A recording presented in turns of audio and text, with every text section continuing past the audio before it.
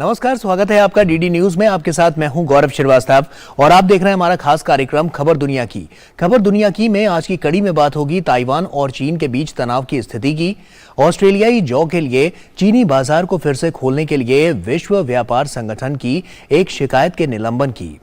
Pentagon से leak हुए गुप्त दस्तावेजों के मसले की, रूस यूक्रेन के ताजा हालातों की और सूखे की वजह से जूझते युगांडा की। साथ ही इसके अलावा होगा और बहुत कुछ, लेकिन सबसे पहले नजर हेडलाइंस पर। चीन और ताइवान के बीच तनातनी चरम पर। सैन्य अभ्यास समाप्त होने के एक दिन बाद ताइवान ने चीनी युद्धक विमानों और नौसेना के जहाजों को अपने जल क्षेत्र में रोक। स्वशासित द्वीप के वायु रक्षा बल हाई अलर्ट पर। राष्ट्रपति साई इंग वेन ने युद्ध अभ्यास को बताया गैर जिम्मेदाराना रवैया। भारत फ्रांस दोस्ती के 25 साल पूरे होने के उपलक्ष्य में पेरिस में हुआ भारत फ्रांस व्यापार शिखर सम्मेलन। वाणिज्य मंत्री पीयूष गोयल ने फ्रांस के मंत्री ओलिवियर बेक्त के साथ की सह अध्यक्षता। फ्रांस को बताया भारत के लिए पसंदीदा साझेदार। कहा भारत 2030 तक अपने निर्यात को करना चाहता है $2 ट्रिलियन।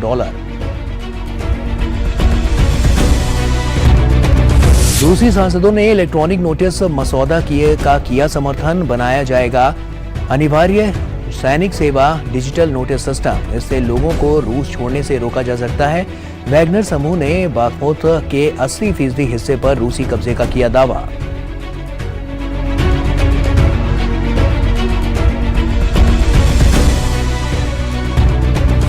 राष्ट्रपति जो बाइडेन ने कहा गर्भपात गोली पर टेक्सास जज का फैसला पूरी तरह से सीमा से बाहर। कहा मामले की अगली अदालत में की जा रही है अपील।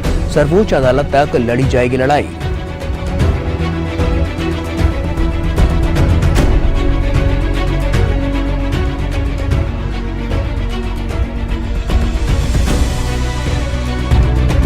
ब्रिटेन में डॉक्टरों की 4 दिवसीय हड़ताल से चिकित्सा व्यवस्था पर पड़ा व्यापक प्रभाव। स्वास्थ्य मंत्री स्टीव बार्कले ने जूनियर डॉक्टरों की वेतन मांगों को बताया अनुचित।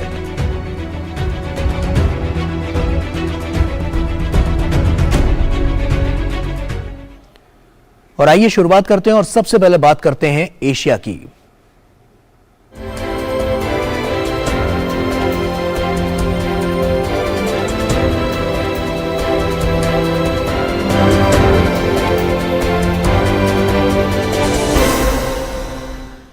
ताइवान के इर्द गिर्द 3 दिन का सैन्य अभ्यास सेना पीपल्स लिबरेशन आर्मी ने कहा है कि वो युद्ध के लिए तैयार है। जाहिर है कि उसकी घोषणा ताइवान पर कब्जा करने के उद्देश्य से की गई है, जिसका ऐलान चीन की सत्तारूढ़ कम्युनिस्ट पार्टी पहले ही कर चुकी है।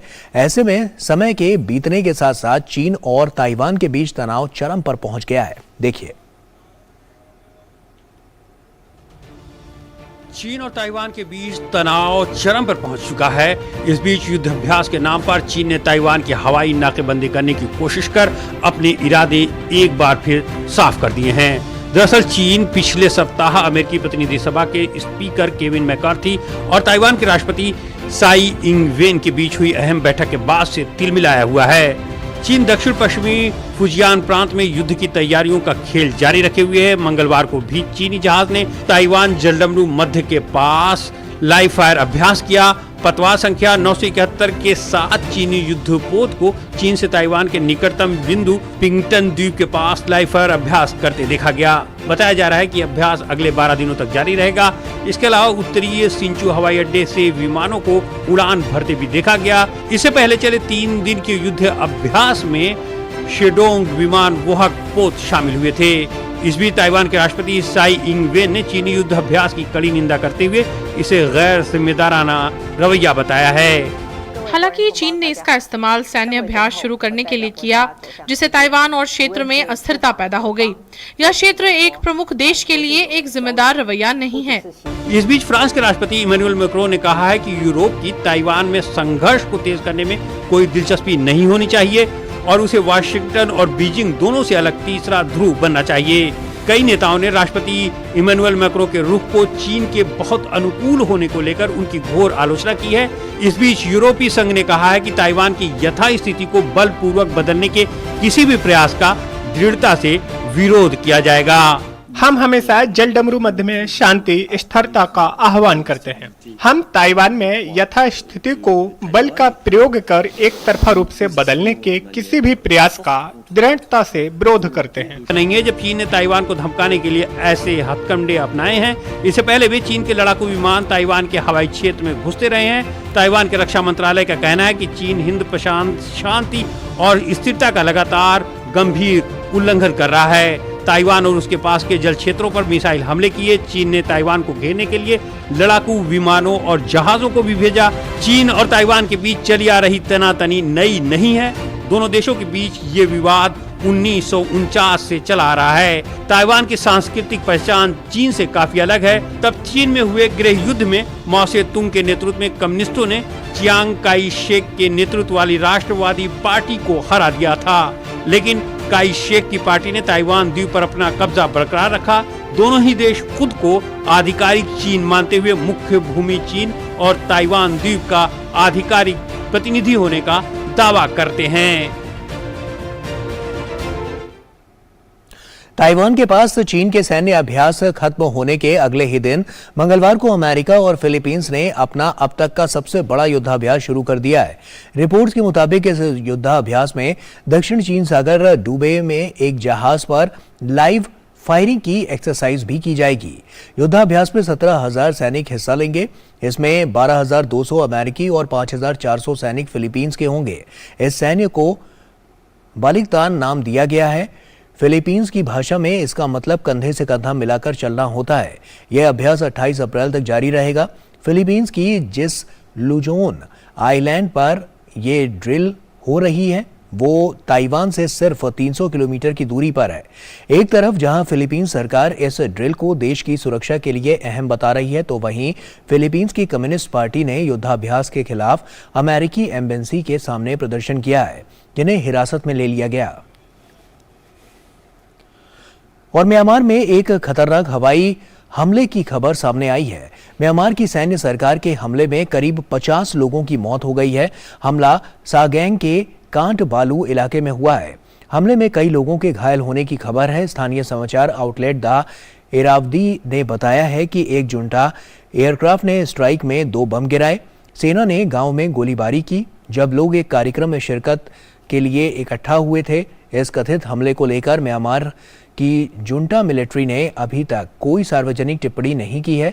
हमले की जो तस्वीरें सामने आई हैं उसमें लोगों के शव के साथ एयर स्ट्राइक में नष्ट हुई बिल्डिंग्स और गाड़ियों के मलबे दिखाई दे रहे हैं। बीजिंग के साथ संबंधों को सुधारने की दिशा में नई सरकार के नवीनतम कदम में 3 साल में पहली बार ऑस्ट्रेलियाई जौ के लिए चीनी बाजार को फिर से खोलने के लिए ऑस्ट्रेलिया ने विश्व व्यापार संगठन को एक शिकायत को निलंबित कर दिया है। चीन ने मई 2020 में प्रभावी ढंग से ऑस्ट्रेलियाई जौ के लिए अपने दरवाजे बंद कर दिए। बीती सरकार ने बीजिंग को नाराज करने के बाद कोविड-19 महामारी की उत्पत्ति और प्रतिक्रियाओं की स्वतंत्र जांच के लिए 80% टैरिफ लगाकर बंद कर दिया। क्या है इसके मायने, आइए देखते हैं इस रिपोर्ट में। ऑस्ट्रेलिया के मध्य वाम लेबर पार्टी की सरकार चीन के साथ तनाव को कम करने का लगातार प्रयास कर रही है। इसी क्रम में सरकार ने जौ विवाद को हल करने के लिए चीन के साथ एक समझौते पर पहुंच गई है। ऑस्ट्रेलियाई जौ के लिए चीनी बाजार को फिर से खोलने के लिए ऑस्ट्रेलिया ने इस संबंध में विश्व व्यापार संगठन को दी गई शिकायत को फिलहाल रद्द कर दिया है। ऑस्ट्रेलिया की पिछली सरकार द्वारा कोरोना महामारी की उत्पत्ति और बीमारी के चीन से दूसरे देशों में फैलने की जांच की मांग से बढ़ के चीन ने 2020 में ऑस्ट्रेलियाई जौ पर 80% टैरिफ लगाकर अपने बाजार के दरवाजे बंद कर दिए थे। इस पर पलटवार करते हुए ऑस्ट्रेलिया की पिछली रूढ़िवादी सरकार ने विश्व व्यापार संगठन में टैरिफ में भारी वृद्धि को चुनौती दी थी। समझौते के तहत चीन 3 या 4 महीने के अंदर अनाज पर लगाए गए शुल्क की समीक्षा करेगा। इसके जवाब में ऑस्ट्रेलिया समीक्षा की अवधि के दौरान विश्व व्यापार संगठन को दी गई अपनी अर्जी को अस्थायी रूप से निलंबित कर देगा। अगर समीक्षा अवधि समाप्त होने के बाद भी चीन शुल्क को नहीं हटाता है तो ऑस्ट्रेलिया विश्व व्यापार संगठन में अपने मामले को जारी रखेगा। आधिकारिक और अनौपचारिक व्यापार बाधाओं के चलते ऑस्ट्रेलियाई निर्यात को प्रतिवर्ष अनुमानित $14 बिलियन अमेरिकी डॉलर का नुकसान हो रहा है। चीन के लिए समीक्षा अवधि 3 महीने की होगी और अगर जरूरत पड़ी तो इसे 1 महीने और बढ़ाया जा सकता है। इस दौरान विश्व स्वास्थ्य संगठन में अपने मामले को रद्द कर देंगे। इस बीच चीन ने कहा है कि वो ऑस्ट्रेलिया के साथ काम करने के लिए तैयार है। चीन के विदेश मंत्रालय ने कहा है कि चीन और ऑस्ट्रेलिया एक दूसरे के महत्वपूर्ण और आर्थिक व्यापारिक साझेदार हैं। चीन G20 शिखर सम्मेलन दोनों देशों के नेताओं के बीच बनी महत्वपूर्ण सहमति को आगे लागू करने के लिए ऑस्ट्रेलिया के साथ काम करने के लिए तैयार है। ऑस्ट्रेलिया को उम्मीद है कि चीन के समीक्षा वाले इस कदम से व्यापार से जुड़े अन्य विवादों को भी हल करने की राह खुलेगी, खास तौर से शराब व्यापार को लेकर। ऑस्ट्रेलियाई जौ उत्पादकों को तो अन्य बाजार भी मिल गए हैं, लेकिन शराब उत्पादक अभी भी वैकल्पिक बाजार की तलाश के लिए संघर्ष कर रहे हैं। फरवरी में ऑस्ट्रेलिया और चीन के व्यापार मंत्रियों ने 2019 के बाद पहली द्विपक्षीय बैठक की थी। दिसंबर में वांग 4 साल में चीन का दौरा करने वाली पहली ऑस्ट्रेलियाई विदेश मंत्री बनी थी। प्रधानमंत्री एंथनी अल्बनीज़ ने पिछले साल नवंबर में चीन के राष्ट्रपति के साथ द्विपक्षीय मुलाकात में व्यापार का मुद्दा उठाया था। 2016 के बाद ये किसी ऑस्ट्रेलियाई प्रधानमंत्री की चीन के राष्ट्रपति के साथ पहली मुलाकात थी। चीन ने हाल ही में ऑस्ट्रेलियाई कोयले पर व्यापार प्रतिबंध हटा लिया है। कोयला पर पहली बार प्रतिबंध 2020 के अंत में लगाया गया था। और बुलेटिन में फिलहाल यहाँ एक छोटे से ब्रेक का वक्त हो गया है, जल्द लौटते हैं। शुरू करो, डालो बुनियाद, घर महल नजर आएगा। वंडर लाइए, वंडर अपनाइए, फर्क नजर आएगा। वंडर सीमेंट, फर्क नजर आएगा। तुम बॉडीगार्ड तो नहीं हो, पर तुमने हमारी रक्षा की है। तुम डॉक्टर तो नहीं हो, पर तुमने हमारी जिंदगी बचाई है। तुम टीचर तो नहीं हो, पर तुम्हारे कारण हम स्कूल आ पाई हैं। तुम सिर्फ शौचालय नहीं, हम गरीबों के लिए इज्जत घर हो।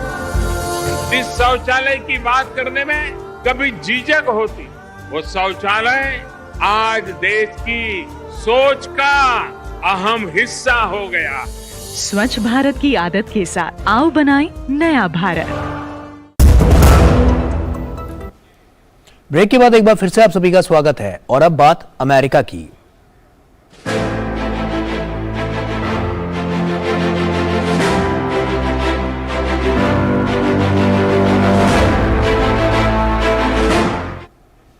अमेरिकी रक्षा मंत्रालय के केंद्र पेंटागन से लीक हुए गुप्त दस्तावेजों का मसला अब बाइडेन प्रशासन के गले की फांस बनता जा रहा है।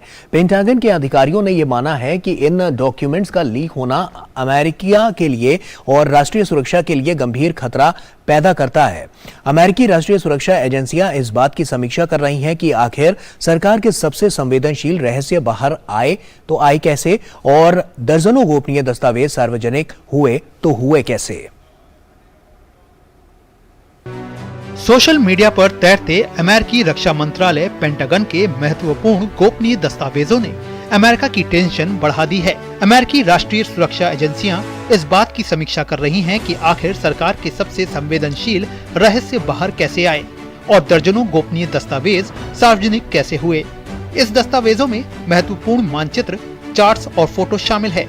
इन दस्तावेजों में रूस और यूक्रेन में मारे गए सैनिकों की जानकारी और दोनों देशों की मजबूती व कमजोरियों का जिक्र है। इसके अलावा इसमें ये भी जानकारी मौजूद है कि यूक्रेन को कितने टैंक, बख्तरबंद गाड़ियां और तोपखाने मुहैया कराए जा रहे हैं। वहीं यूक्रेनी सेना की तैयारी और रक्षा प्रणाली की कमियों और मजबूतियों का भी दस्तावेजों में जिक्र है। लीक हुए दस्तावेज 1.5 महीने पुराने हैं। इस बीच पेंटागन ने इस लीक को राष्ट्रीय सुरक्षा के लिए गंभीर खतरा बताया है। गोपनीय दस्तावेज मामला निश्चित रूप से राष्ट्रीय सुरक्षा चिंताओं से जुड़ा है। हमें नहीं मालूम कि इसके लिए जिम्मेदार कौन है और इसके पीछे का मकसद क्या है। हम इसकी बारीकी से निगरानी कर रहे हैं। दस्तावेज में अमेरिका द्वारा इजराइल, तुर्की, दक्षिण कोरिया समेत दूसरे अन्य सहयोगी देशों की जासूसी कराए जाने का भी खुलासा हुआ है। लीक दस्तावेज में अमेरिका द्वारा यूक्रेन को हथियारों की आपूर्ति के लिए दक्षिण कोरिया पर दबाव बनाने की भी जानकारी दर्ज है। इस मामले में अमेरिका खुलकर कुछ भी कहने के लिए तैयार नहीं है।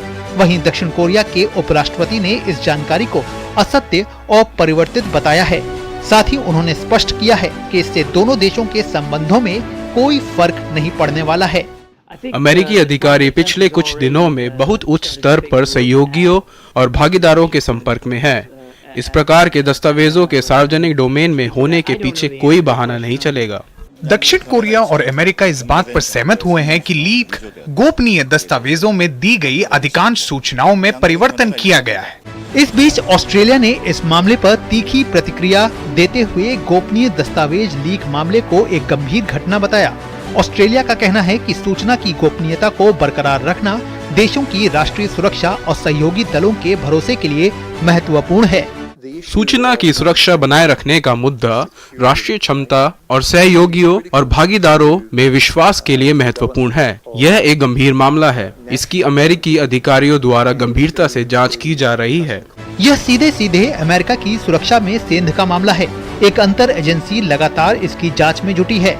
तमाम गोपनीय जानकारियों का सार्वजनिक होना अमेरिकी सुरक्षा एजेंसी पर भी सवाल खड़े करता है। बिना फोल्ड किए हुए प्रिंटेड पेज और तस्वीरें इंटरनेट पर वायरल हैं। जिन लोगों तक ये दस्तावेज पहुंचे हैं वह दर्शाता है कि उनके पास गुप्त जानकारी के साथ साथ संवेदनशील जानकारी और कर्मियों की सूचना भी पहुंच गई थी। राष्ट्रपति जो बाइडेन ने मंगलवार को टेक्सास की एक अदालत के फैसले की निंदा की, जिसने अमेरिका में सबसे अधिक इस्तेमाल की जाने वाली गर्भपात की दवा के अनुमोदन को अमान्य करार दिया। आयरलैंड की 4 दिवसीय यात्रा के लिए रवाना होने से पहले उन्होंने संवाददाताओं से कहा कि मेरे विचार से न्यायाधीश ने जो किया वो पूरी तरह से सीमा से बाहर है। अमेरिकी राष्ट्रपति जो बाइडेन ने कहा कि मामले की अगली अदालत में अपील की जा रही है। सर्वोच्च अदालत तक लड़ाई लड़ी जाएगी। अमेरिका में अबॉर्शन पिल्स को लेकर कानूनी जंग लंबे समय से जारी है। इसी साल जनवरी में US food and drug administration ने पहली बार देश में गर्भपात की गोलियों के लिए प्रमाणिक फार्मेसियों के लिए एक मार्ग को मंजूरी दी।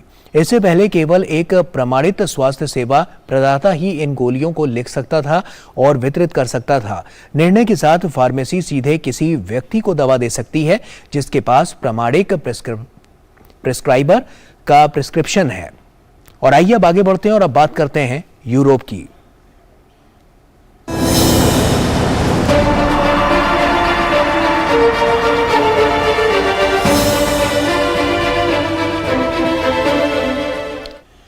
रूसी सेना यूक्रेन के पूर्वी दोनेत्स्क क्षेत्र में लगातार हमले कर रही है, जिसमें 2 शहरों बखमुत के बाद अब दीवका पर ध्यान केंद्रित है और यूक्रेनी ठिकानों पर हवाई हमले और तोपों की बौछार कर रही है। खनिज की प्रचुरता वाले इस इलाके का रणनीतिक महत्व भी है, इसलिए दोनों देशों की सेनाएं इस इलाके के लिए महीनों से जूझ रही हैं। इसके अतिरिक्त छोटे बड़े 10 शहरों पर भी गोलाबारी और बमबारी तेज हुई है। क्या है मौजूदा हाल, आइए देखते हैं। रूस ने पूर्वी यूक्रेन के शहरों पर हमले बढ़ा दिए हैं। रूस ने बाखमुत के बाद आवदीका में हमले तेज कर दिए हैं। खनिज की प्रचुरता वाले इस इलाके का रणनीतिक महत्व भी है, इसलिए दोनों देशों की सेनाएं इस इलाके के लिए महीनों से जूझ रही हैं। इसके अतिरिक्त छोटे बड़े 10 शहरों पर भी गोलीबारी और बमबारी तेज हुई है। इस बीच संयुक्त राष्ट्र की एजेंसी ने कहा है युद्ध में अब तक 8500 आम नागरिकों की मौत हो चुकी है। हालांकि वास्तविक आंकड़ा इससे कहीं अधिक है। यूक्रेन संघर्ष में मारे गए रूसी सैनिक आंद्रिये सेवेनोक का लेनिनग्राद क्षेत्र में अंतिम संस्कार कर दिया गया, जिसमें बड़ी तादाद में लोगों ने शिरकत की। उधर पूर्वी यूक्रेन में अग्रिम पंक्ति में मारे गए ओपेरा प्रस्तुतकर्ता को यूक्रेनी शहर में नम आंखों से अंतिम विदाई दी गई। वे हमेशा लोगों के प्रति बहुत नर्म रहते थे, एक पवित्र व्यक्ति, कहने के लिए और कुछ नहीं। उनकी तस्वीरों पर एक नजर डालें और आप उनकी आंखों से सब कुछ समझ जाएंगे। इस बीच क्रेमलिन ने कहा है कि वॉल स्ट्रीट जर्नल के रिपोर्टर इवान गेशोकोविच रूसी कानून का उल्लंघन करते हुए रंगे हाथों पकड़े गए थे। क्रेमलिन के प्रवक्ता ने कहा कि मामला अदालत में है और इसके फैसले में सारी चीजें साफ हो जाएंगी। इससे पहले अमेरिकी विदेश विभाग ने कहा था कि गेशकोविच की गिरफ्तारी अंतर्राष्ट्रीय कानूनों का उल्लंघन है और रूस उन्हें अब तक काउंसलर पहुंच की अनुमति नहीं दी है। हम अभी भी काउंसलर एक्सेस की मांग कर रहे हैं। ये अंतर्राष्ट्रीय नियमों का उल्लंघन है। हम रूस सरकार से शीघ्र काउंसलर एक्सेस को सुनिश्चित किए जाने की मांग करते हैं। अमेरिका अपने नागरिकों के अधिकारों की रक्षा कर सकता है और उसे करना चाहिए, जो वास्तव में रंगे हाथों पकड़ा गया है और जिसने रूसी संघ के संबंधित कानूनों का उल्लंघन किया है। उन्हें इस पर संदेह है, लेकिन निश्चित रूप से फैसला अदालत द्वारा किया जाएगा। उधर भारत के 4 दिवसीय दौरे पर आई यूक्रेन के उप विदेश मंत्री इमेन जापरोवा ने कहा है कि राष्ट्रपति व्लादिमीर ज़ेलेंस्की भारत में होने वाले आगामी G20 शिखर सम्मेलन को संबोधित करना चाहते हैं ताकि दुनिया को बता सके कि जंग का वैश्विक अर्थव्यवस्था पर क्या प्रभाव पड़ा है। जापरोवा की पिछले साल फरवरी में शुरू हुई रूस यूक्रेन युद्ध के बाद ये पहली आधिकारिक यात्रा है। न्याय की जीत होनी चाहिए क्योंकि संयुक्त राष्ट्र की बहुपक्षीय व्यवस्था स्थिति से निपटने में एक तरह से अक्षम है। हम G5 देश के बारे में बात कर रहे हैं, एक ऐसा देश जिसके पास वीटो का अधिकार है। रूस ने अपने इतिहास में पहली बार इलेक्ट्रॉनिक सैन्य मसौदा पेश किया है। ड्यूमा ने 2 अलग-अलग वोटिंग में आवश्यक कानून का समर्थन किया, लेकिन कुछ सांसदों ने शिकायत की कि संशोधन की जांच करने के लिए उन्हें पर्याप्त समय नहीं दिया गया और इसे जल्दबाजी में पास किया गया। ये कदम मॉस्को द्वारा यूक्रेन में अपने सैन्य बलों को मजबूत करने के लिए इस्तेमाल की जाने वाली प्रणाली को ठीक करने के लिए एक पहल है। हालांकि सरकार का कहना है कि यूक्रेन में अधिक लोगों को लड़ने के लिए मजबूर करने की फिलहाल उनकी कोई योजना नहीं है। इस बीच रूस की FSB सुरक्षा सेवा के प्रमुख ने यूक्रेन और पश्चिमी देशों पर सशस्त्र हमलों के लिए रूसी युवाओं की भर्ती करने का आरोप लगाया है। अभी इसी महीने 2 तारीख को सेंट पीटर्सबर्ग में हुए विस्फोट में प्रसिद्ध रूसी सैन्य ब्लॉगर की मौत हो गई थी। कैफे में एक महिला ने जैसे ही उन्हें एक मूर्ति सौंपी तो भीषण विस्फोट हो गया, जिसमें उनकी मौत हो गई और 40 अन्य घायल हो गए थे। यूक्रेन ने यूरोप को बिजली निर्यात फिर से शुरू कर दिया है। इसे अक्टूबर में निलंबित कर दिया गया था, जब रूस ने महत्वपूर्ण ऊर्जा बुनियादी ढांचों पर नियमित मिसाइल और ड्रोन हमले कर इसे तबाह कर दिया था। केंद्रीय वाणिज्य और उद्योग मंत्री पीयूष गोयल ने भारत फ्रांस मित्रता के 25 साल पूरे होने के उपलक्ष्य में फ्रांस के मंत्री ओलिवियर बेख्त के साथ भारत फ्रांस व्यापार शिखर सम्मेलन की सह अध्यक्षता की।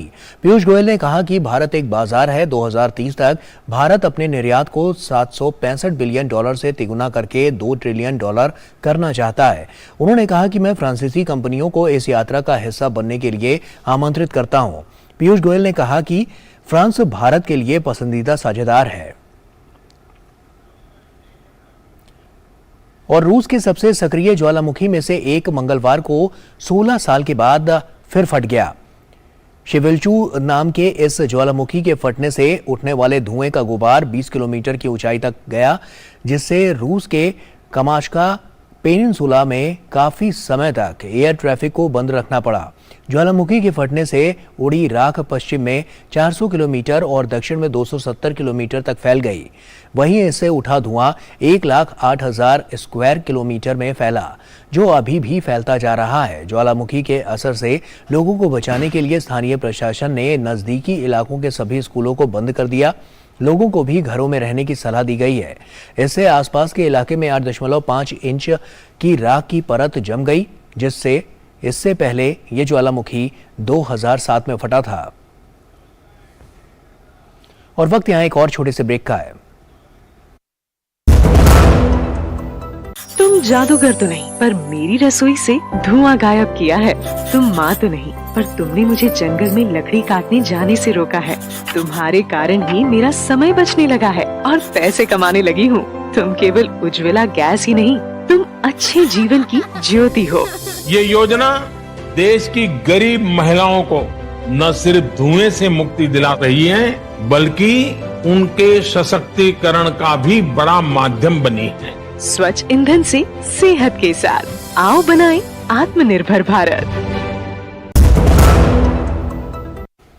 तो ब्रेक के बाद एक बार फिर से आप सभी का स्वागत है और अब बात अफ्रीका की।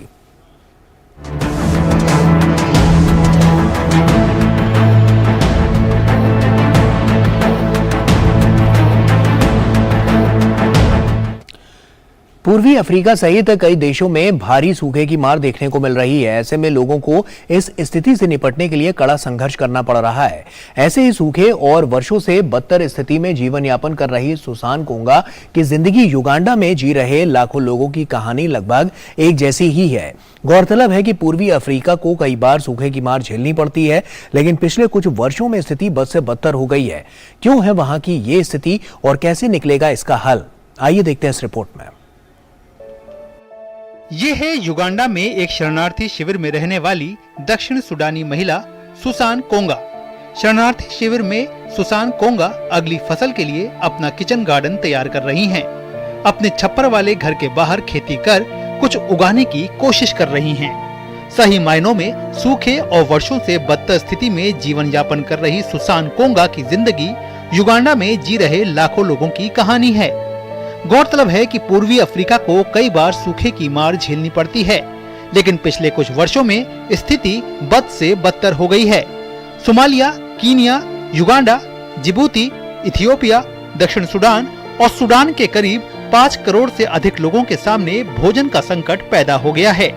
यूक्रेन में युद्ध, तुर्की में भूकंप और पूर्वी अफ्रीका में सूखे जैसे वैश्विक संकट का मतलब है कि कोंगा जैसे लोगों के लिए खाद्य संकट की समस्या होना। संयुक्त राष्ट्र वैश्विक खाद्य कार्यक्रम के तहत इस बार 50% धनराशि की कटौती के चलते युगांडा में सैकड़ों हजारों शरणार्थियों के लिए खाद्य आपूर्ति का विकराल संकट उत्पन्न हो गया है। उन्होंने हमें पहले ही बता दिया था कि इस बार सभी को भोजन नहीं मिलेगा, लेकिन मैं उनसे कहती हूँ कि उन्हें कम से कम सभी के लिए भोजन देना चाहिए। सुसान कोंगा को अब पूरी तरह से मक्का, कसावा और सलाद के पत्तों पर निर्भर रहना पड़ रहा है। कोंगा को चिंता है कि वह बुनियादी घरेलू जरूरतों के भुगतान के लिए पर्याप्त अतिरिक्त उपज नहीं उगा पाएगी। हमारी स्थिति को देखते हुए आने वाले कम से कम 2 या 3 सालों तक भोजन सभी के लिए जारी रहना चाहिए। हम सभी असुरक्षित हैं, कोई भी अपने दम पर खड़ा नहीं हो सकता।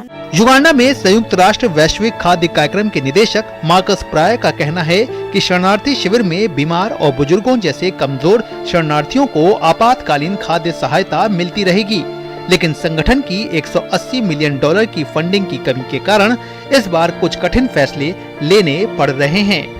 दाताओं को बहुत कठिन निर्णय लेने पड़ रहे हैं क्योंकि विश्व स्तर पर जरूरतें बहुत अधिक हैं। बेशक हम यूक्रेन में युद्ध के प्रभाव के बारे में कुछ समय से जानते हैं। इस साल की शुरुआत में तुर्की और सीरिया में भूकंप आया था, लेकिन जहां तक युगांडा का संबंध है, हम न केवल वैश्विक स्तर पर हालात से प्रतिस्पर्धा कर रहे हैं, बल्कि हम इस क्षेत्र में भी मुश्किल से बने हालात के लिए प्रतिस्पर्धा कर रहे हैं। दुनिया में इंसानों की आबादी अब 8 अरब के पार पहुंच गई है, लेकिन अभी भी बड़ी संख्या में लोगों पर भुखमरी का गंभीर संकट मंडरा रहा है, जिसके प्रमुख कारण कोविड-19 महामारी, यूक्रेन रूस युद्ध, तुर्की में विकराल भूकंप और सूखा प्रमुख है।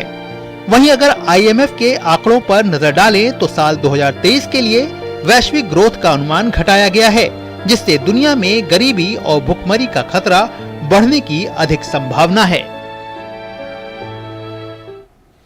और इसी के साथ फिलहाल इतना ही। दीजिए इजाजत। नमस्कार।